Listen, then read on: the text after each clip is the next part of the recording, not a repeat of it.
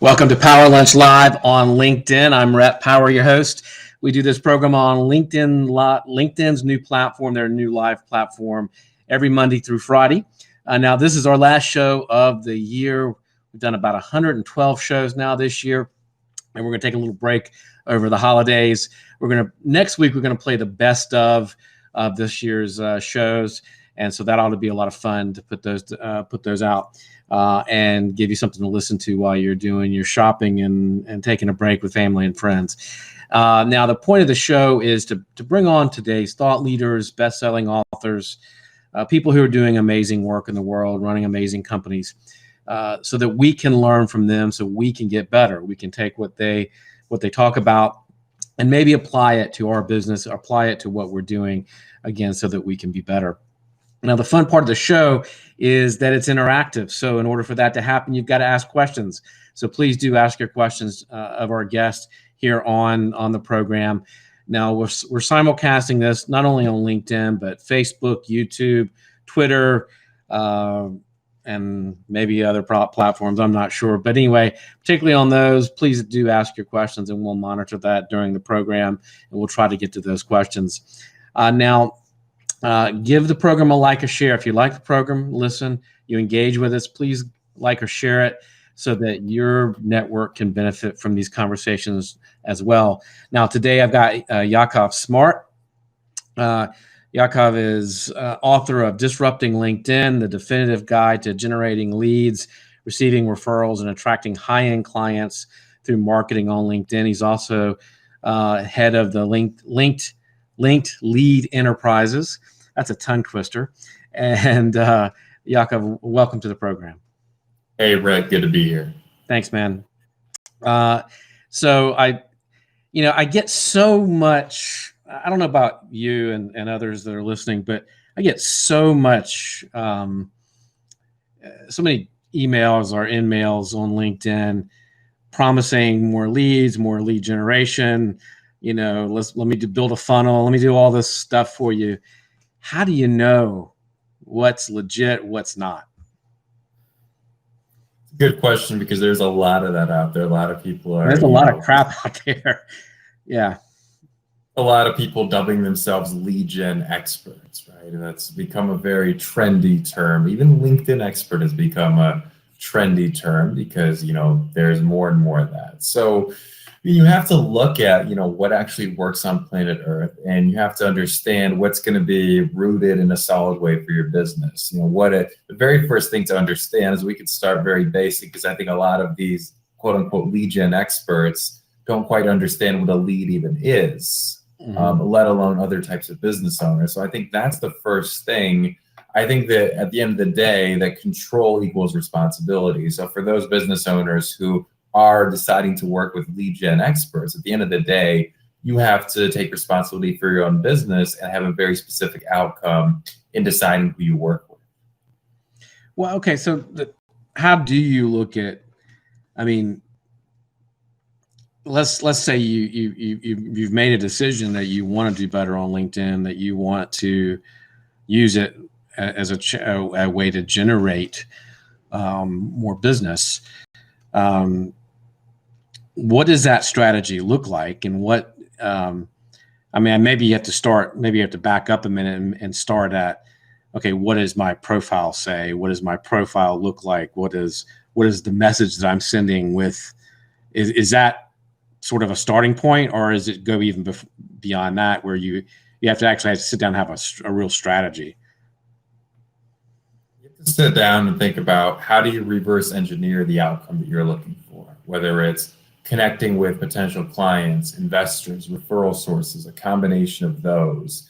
And what action do you ultimately want people to take? It could be investing in your products or services. It could be referring you business. It could be attending your next event. It could be a number of different things, having a conversation with you, right? And, what's the ultimate action?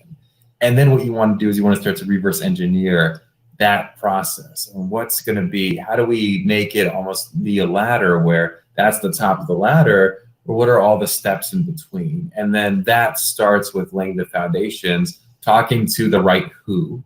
How do you find the right people? Building targeted lists on LinkedIn, of people to build these types of relationships with, what your profile needs to say to position you as that authority. And more importantly, so that people, when they see your profile, they think that you get it. That's the key thing.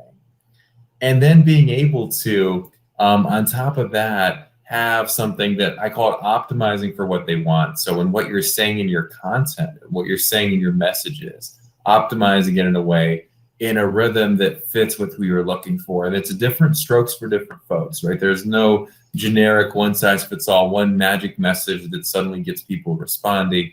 That just, to my knowledge, doesn't exist. However, there's different frameworks that are based around, strategic things like direct response marketing and human psychology and understanding behavior that just work on planet Earth. And also it's having something that you can do at scale that becomes rinse and repeat, that becomes much more of a system than just a couple of one-offs. So those are all factors that I think people should really consider in this whole topic of lead gen, because to me, what lead generation really means, it's not scrubbing a list, it's not spamming a ton of people, it's getting the right person to at least raise their hand and acknowledge that they want to learn more information, or they want to learn more about your product or service. Okay, that makes a lot of sense to me. The question is that because I guess I'm from the school of, okay, then you've got to, and you talk about this in your book a little bit about, the building relationships, right? Or maybe that's not the best way to put it. Maybe it is being a value, providing a value and something that people want, right? And so I guess what I struggle with on this question is, a lot of people will say, well, let's automate this, or let's do that. They make it sound like this is going to be an overnight thing. And to me, building relationships and finding those key people who can really help you grow your business and become good customers seems like it's a process. It's a longer process, right? This is not a short-term play here. You've got to have a strategy of sort of this long-term commitment to being, putting out good content, putting out good value to potential customers. Does that make sense? Or is there a way to automate that more? Is there a way to sort of speed that process up? There is a way to automate that more and play the numbers and connect with more of the right people. That certainly speeds the process up. I think a lot of people just think that by posting a lot, all of a sudden good things are going to happen. That's not necessarily the case. Okay. Mm-hmm. So it's having more of a system, and you have to understand that if you can get something automated, you can start to see results rather quickly, within 30, 60, 90 days as short-term type of results. The long game, especially with what I call A-listers, right? So the people who are those hard to reach type of decision makers, or those massively affluent individuals, it usually takes a little bit more depth. It takes a little bit more creativity and personalization. So the sweet spot to me is when it can feel personalized, that it's highly information based, where you're positioning yourself, you have status alignment with the people that you want to attract, at the same time being able to do it at scale and understanding you can build a list on LinkedIn within a matter of minutes, where you might have 1,000, 2,000, 3,000 or more of your most ideal clients or referral sources that you have available at your fingertips. What does that mean? What does that look like? I mean, what is in real terms, what does that mean? So it's going out there on LinkedIn and, letting LinkedIn know who you're looking for, and ask and you shall receive, where you can use the free search. You can search by groups. You can even use Sales Navigator for those people who want to go to the premium level and build a highly targeted list using very specific filters for finding a certain audience.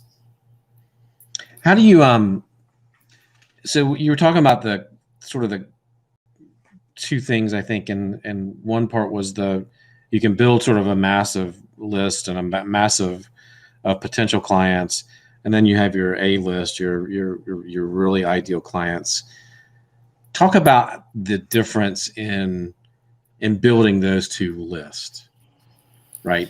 That's a really good question too, because one is purely B2B, like, bulk marketing. If you've got a specific, type of decision maker. You're wanting CEOs in 3 different states. You've got a territory and, a certain type of company. You can build a list where you potentially have thousands of leads to pull from. Right? We're going very broad here. Right. Well, a lot of the people that I work with, the challenge that they come to me with is they've got these hard to reach type of decision makers, and there might only be a few hundred of them. Now, are they identifiable on LinkedIn? Usually, absolutely. You can get very, very specific, but then the challenge becomes, well, how do you get those people to take action? How do you cut through the noise to those people when there's a lot more noise to cut through? Okay? And the answer to that almost always is based around a couple of things, based around becoming the trusted authority and advisor. So positioning yourself as somebody who gets it, but also somebody who has that status alignment, who's also, somebody of value, not just a pesky salesperson trying to spam them as part of a lead gen campaign, right? Right. So much, much different. Okay. And then the second piece is inviting them into something rather than trying to take something. And the very practical way of doing that for a lot of people is building a community on LinkedIn, both around content and in some cases having a LinkedIn group and getting people to be a part of that community where they're being attracted into something where the value proposition is there before there's even a conversation about your products or services. Okay, that makes sense. So I get invited to pretty much daily or weekly a live group for this or a live group for that, right? And that's that attempt to bring me into a community before we even have a conversation of a product or a service right. I get that. We all probably get at this level on LinkedIn, we all probably get those kinds of solicitations all the time. So you're talking about really for those clients, crafting a message and creating a group that's going to be attractive to them. That makes sense. A group that's based around what they want. And I'm going to repeat that, based around what they want and not what necessarily you want to talk about, right? Because if they want referrals and key connections and you're the person giving that to them, then the conversation more naturally leads into this person is of value. Let's find out more about what it is that they provide. So it's a very different framework, and also the positioning of the group has to be just right to where they feel like there's a certain degree of exclusivity and they feel like the group is for them, not something where it's just another solicitation. That's not the box that we want to play in. Right. That makes sense. What is spot formula? What is that? Because I've heard that term thrown around a lot. What does that mean? Yeah. So I call it spot formula. Some people call it spot method. As far as I know, I haven't really seen too many other people use it. It's sort of been my thing, and it's evolved since the book. It's funny because the book, Disrupting LinkedIn, that you mentioned at the start of our broadcast, that was published back in 2017, and LinkedIn has changed so much since 2017. It's fascinating. And so we talk about this methodology and this formula. It's rooted around something that's very strategic that works, and it's going to work on LinkedIn right now, and it's going to work on LinkedIn in 10 years. And the reason that it's so powerful is because it's based on solid strategy. So what it comes down to is, the 4 letters are an acronym. The S is starting with your lists. So it comes down to building lists, knowing how to navigate LinkedIn to find the exact people you're looking for and create highly targeted lists of your ideal clients or your referral sources. The P is positioning. Okay, positioning yourself to play the part. It's elevating your brand, your business, your authority to where you stand on a platform and they see you as an equal, they see you as a person of value, as an authority and trusted advisor rather than an annoying salesperson. And that's where the profile and the business pages are so important. The O means optimizing for what they want. So what that really stands for and what that really embodies is both using content, but also using direct messaging to speak people's language and to be able to get people excited and enthusiastic about responding and not feel like it's just another sales pitch, right? And even when you're offering something and being a little more direct, there's a very clear value proposition that for the right person is very attractive and makes a lot of sense. And the T is transitioning the relationships into ROI. That's where the relationship goes off of LinkedIn. whether it's an email exchange, whether it's meeting in person, a phone call, a webinar, so many different things depending on what that business owner's marketing or sales process is. Okay. And when I see transitioning into ROI, the way that we're looking at ROI is we're looking at referrals, how translating that conversation to actual referrals to actual clients and actual life, not likes and comments. I want to be very clear on that. The O is outbound leads. So how many outbound leads by prospecting activities, how many true raised hands have you generated that become real prospects and opportunities for you? And I stands for inbound leads, is having people come in, want to connect with you on LinkedIn, want to reach out to you proactively instead of you reaching out first, wanting to learn more about you and your business. What is what are the biggest mistakes that people make on their profile? Lots to choose from.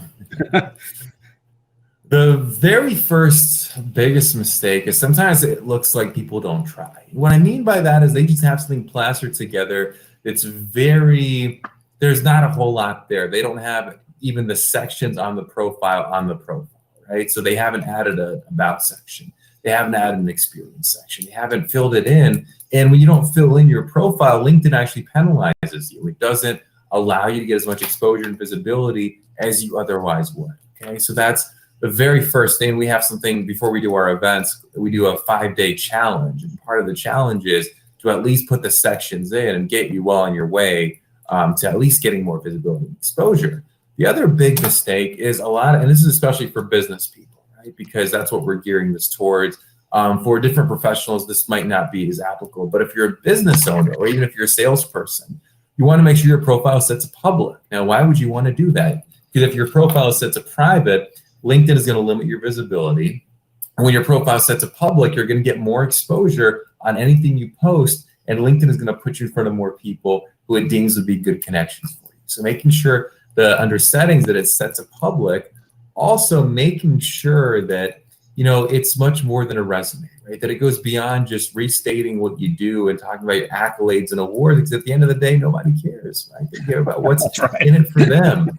So having a profile that's more audience-centric, that addresses key challenges, that is speaking their language, it doesn't sound like it's in corporate speak. All that is very important, and then giving people a clear call to action. If you don't give people a next step of what to do on your profile, to find out more about either working with you or your website or maybe a blog, whatever the case may be, or how to get on your email list. If you don't give people a very clear and compelling call to action, guess what they're not going to do? They're not going to take action. Those are a couple of the biggest mistakes. And then the other big blunder that I sometimes see is a lot of people don't consider that a lot of people look at your LinkedIn profile from outside of LinkedIn. They'll Google your name, your profile will come up. So it's very important. But also a lot of people look at your profile on mobile. So take a look at your profile on the mobile app and make sure that it's coming across like you want it to come across, because oftentimes you only have a couple split seconds to grab people's attention immediately. Otherwise, they'll go next and be bored and not give you the time of day, when in reality, you could be the exact person they want to connect with. Yeah, that makes a lot of sense to me. And I'm thinking, wow, okay, I know my about page on LinkedIn is more of a bio, but maybe it needs to have a stronger call to action in it. Yeah, that's great advice. What is the difference?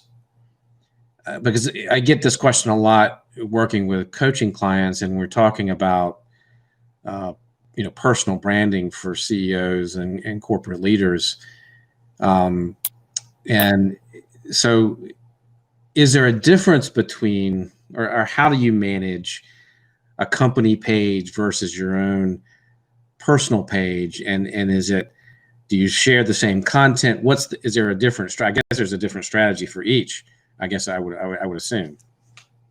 There's a big difference, and business pages are really coming together on LinkedIn right now. It's like Facebook fan pages used to be, where you can have not as many followers, but still get a ton of free exposure without paying for ads. So LinkedIn is really wanting people to build followings there. You can actually invite people to follow a business page and connect with you that way as well. You want to have both. If you have a profile that doesn't have a business page linked to it, then you're going to be losing some of that positioning.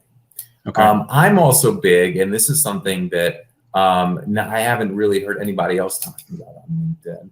I call them celebrity pages. So let's say, Rhett, you're a public figure, you have this great show, you work with coaching clients, you've been there, done that. You can have a personal profile, but why not have a page that's a business page that's for your persona or for your, celebrity page, right? So a Rhett Power page that's linked to your profile, where because, as an influencer or somebody who is a public figure, a lot of the time you are the brand, you are the business. So for people with personal brands like authors, speakers, talk show hosts, it's a great thing to also have a celebrity page on LinkedIn, and not many people have it yet. It's another great way to get exposure and post content. I'll write that down. Good to know. I'm going to make a note. Thanks for the online coaching. So how do you, are there features or functions on the business page that really help you market it? I mean, I know you mentioned the invitations to like or follow, but are there other functions that it can do that you can't really do on a personal page? Yeah, so you can build followers, you can have hashtags embedded into that business page. So when people are posting, what LinkedIn is really doing right now, this just shows how much they're wanting people to explore these business pages. You'll get a notification as a business page admin that there's a topic that's trending, and they're encouraging you as the business page to hop into that conversation. And that can be a very valuable piece. So it's another feature that's available. You can also link certain groups to the business page, have certain keywords there as well, so that you can get more of that organic type of discovery. Also having employees linked to the business page, resharing posts from that business page. It's a great way to get free visibility, and that's what those features are designed for. And the other thing, and this is a little more subtle, but if somebody were to want to build a local brand, for example, and be able to build a list, and by build a list, let's say an email list or a database of people interested in something, you could make a business page around a topic. So if you wanted to, for example, build something around New York City real estate, you can make a New York City real estate forum business page, or hot homes, hot properties, New York City business page, and put that on LinkedIn as well. And that's another, even though that's not the official name of business, it's a business page that can build a following. Right. No, and it would probably build a quick following, because that's probably a pretty popular search or something. I mean, I would imagine that's pretty smart. What okay, so is it from a content perspective? Is there, let's say I'm sharing my content on my personal LinkedIn page. It doesn't hurt to share it on the business page. I mean, it's the same. Does that make sense? Yeah, it doesn't hurt at all. Or do I really need a unique content for that as well? Because it is one and the same to an extent.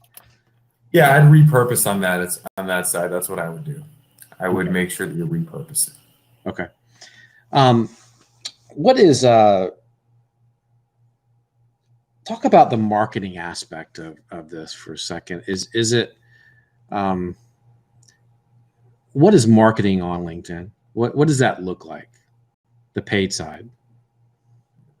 So the paid side is, LinkedIn calls the paid side LinkedIn marketing. So, and I think that everything we've been talking about is also marketing, because it's activity designed to get the right person to take action. Now, when it comes to LinkedIn advertising, they've come a long way. They've certainly changed a lot, even in the last few months.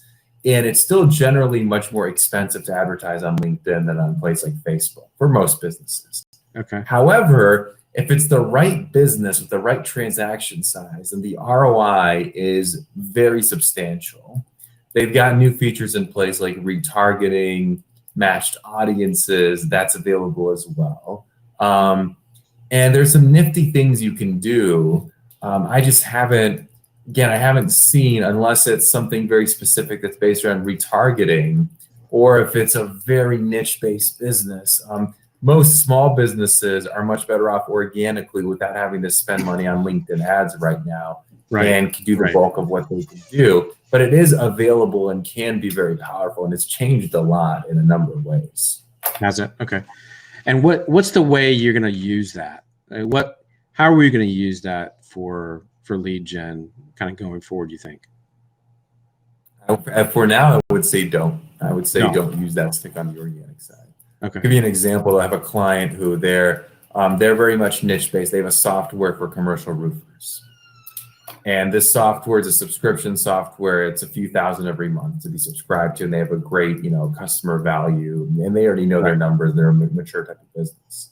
So what we did was, we worked on. They had a list of customers or potential leads from different sources. And so inside of LinkedIn Ads Manager, one strategy was to build a matched audience and retarget based on that list and run an ad into a very specific opt-in, it's a very specific offer. And the cost per lead, although it was high compared to some different other platforms and different products, for them it made a lot of sense because of transaction size, customer value, and the ability to reach people at scale in a different way. So it's a unique case by case thing, but most of the time, as of now anyway, LinkedIn advertising is more specifically for those bigger type of businesses that can afford to spend at least a few thousand, if not $10,000 or more a month on LinkedIn ads to get a return. But that's changing. I think they're really striving to make it that much easier and more cost effective for smaller businesses. But in terms of where it's at right now, that's sort of the landscape, and it's very much evolving as well. Okay. So talk about your service a little bit. I know it's Friday afternoon. We'll let you get going here in a second, but talk about the services that you're working with. You're working mostly with salespeople and the sales organizations right now. Talk about that a little bit and talk about your work and how that's really helping people generate quality leads on LinkedIn. Yeah, and I wouldn't say that I necessarily work with salespeople or sales organization. Most of the people that we work with are the smaller business owners, people who have less than 10 employees, have a service-based type of business. And some of them are wanting to generate direct, leads in bulk and get in front of decision makers. And then there's some people that are wanting to connect with real ideal referral sources or people who are influencers in a space who can open up the door and really be a game changer for their business. And so the way that I work with people and at Link Lead Enterprise, the way that we work with people, I see us as more of a consulting firm than anything else, or we provide real strategic insights and training. And for our diamond level clients, my team and I do a lot of the setup for them. So we do the profile, the actual copywriting, the strategy, we do that for people. And then within the span of 100 days, give them away, give them the tools, techniques, automation, tactics, all those different things to turn this into a sustainable process, an engine for consistent lead gen and for filling their funnel and increasing deal flow. And that's, when I talk about disrupting LinkedIn, it's about doing it strategically and doing it in a way that's unique and also authentic. The congruence has got to be there. So that's what we're predicated around. And the other big thing that's really resonates with me and resonates with the people that I work with is putting business owners back in control. Okay, it's for too long, and there's never been a time like now where you can go out on LinkedIn and have control of your deal flow without needing a major ad budget and be able to go out there and meet the people that you need to meet, the potential clients or referral sources, without necessarily having to pick up the phone, without necessarily having to knock on a door or go to a networking event. You can be very strategic about it and make those key connections happen. And so it's a massive opportunity. It's being misused and abused by a lot of people. But the people that want to think strategically and be innovative, because a lot of what we do is very innovative and different types of businesses and niches, it's reaching those exact types of people, making those key connections that really can quite literally transform a business.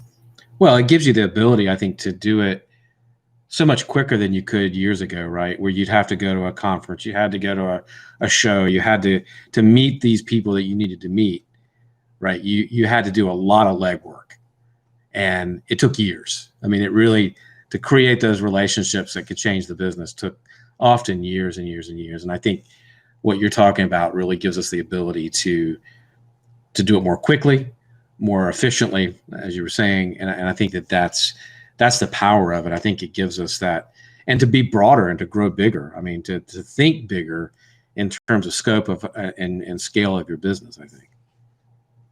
Exactly. It opens the door to different possibilities. And, speaking of events, that's another thing that we do. We have discovery days really all across the country, and now we're getting to do them internationally too, where people can come and, start to learn and have, see the SPOT method in action and get some direct, training on the first steps for them to take. Because once this is up and running, once this is being implemented effectively, it's a great tool for, I call it a LinkedIn marketing department, where everything a marketing department traditionally does for a business: branding, exposure, awareness, lead gen, even sales and direct revenue generation, all of that can be accomplished through LinkedIn when given the right strategy.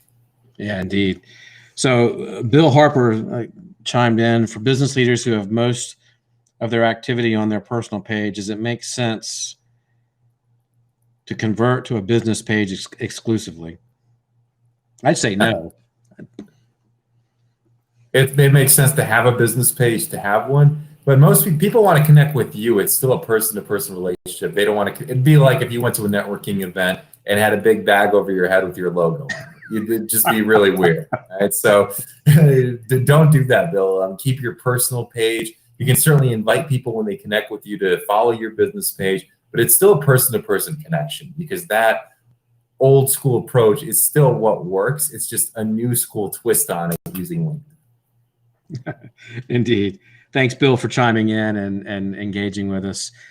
Hey, this has been entertaining and really interesting. And I think love to have you back on again because this is really evolving. I mean, LinkedIn is just as is social, really just, it's evolving really, really quick. And I think a regular conversation with you to keep up on some of these things and these trends would be really interesting for our listeners. Thank you, Yakov, for joining us today. Yeah, Rhett, thank you for having me. It's been great. Yeah, man, appreciate it. Thank you for spending some time with us here on Power Lunch Live. Have a great holiday. We're gonna be back in January with a great lineup of guests, and we've got a guest already into February, and we're gonna be doing some shows on the road. We'll be in San Diego in mid-January, and I'll have some great interviews. I'll have Marshall Goldsmith and a bunch of other interviews in mid-January in San Diego. Ryan Berman, I think, will be on the show again. And so that'll be a lot of fun.